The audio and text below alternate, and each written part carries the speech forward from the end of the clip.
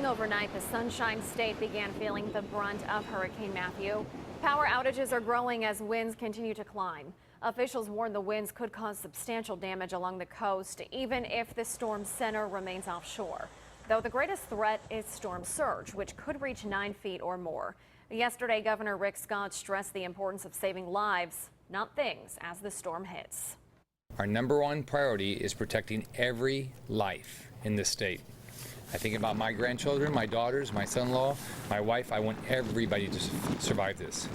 We can rebuild homes, we can rebuild businesses. I just think of my own family. We can't rebuild a life. About 1.5 million people in Florida have been ordered to evacuate, though some still intend to ride out the storm. South Carolina's governor is begging people along the coast to leave. That's because storm surge in some areas is likely to be worse than Hurricane Hugo. Nearly 300,000 people have already evacuated, yet about 500,000 still need to. I know people always say, oh, it'll pass, it'll pass. It is getting worse, and we are seeing that it's getting worse. The storm surges are worse, the tropical wind speeds are worse, the rainfall numbers are worse. Please don't find any excuses to do this. President Obama called the governor and offered whatever federal help the state needs. A voluntary evacuation begins at 9 this morning in the town of Surf City. Meanwhile, a mandatory evacuation is in place for visitors on Ocracoke Island. The evacuation for residents, though, has been suspended. A mandatory evacuation is also in effect at Cape Lookout National Seashore. The Department of Transportation is moving several ferries out of Matthews Way, creating an altered ferry schedule today. As of this morning, the Hatteras-Ocracoke route will run a limited schedule, leaving Hatteras once an hour on the hour until midnight, except at 7 p.m. The ferry will also leave Ocracoke on the half hour. The Cherry Branch Minnesota Beach ferry is not operating. If you're in New Bern today, be aware of some partial road closures. It's all thanks to tidal changes, wind, and recent rain. The city of New Bern expects this will only get worse once Matthew arrives. It's affecting the south side of Union Point Park, Oaks Road, Jack Smith Creek, and the east side of Lawson Creek Park. Well, throughout the week, grocery stores were certainly packed as people were buying everything off the shelves ahead of the storm. Preparedness coordinator Janelle Lewis says milk is one thing you should not buy. During most storms, you lose electricity, meaning your refrigerator and freezer stop working. She suggests non-perishable items.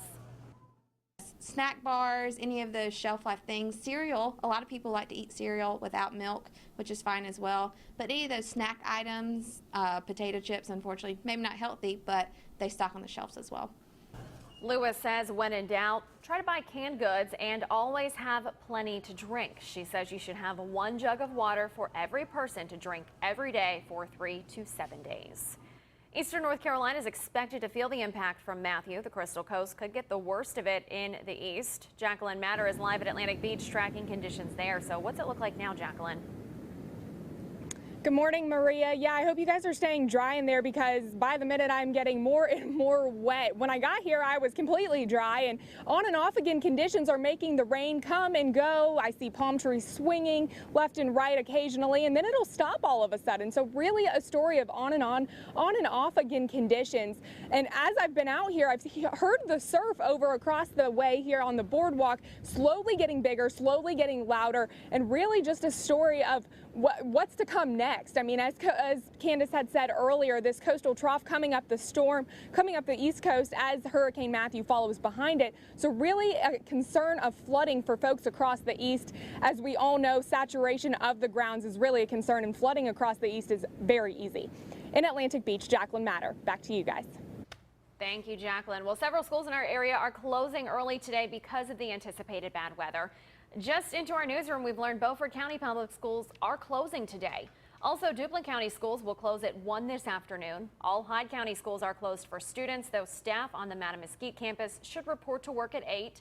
Pamlico County schools are closing 3 hours early, and Beaufort County Community College is also closing early.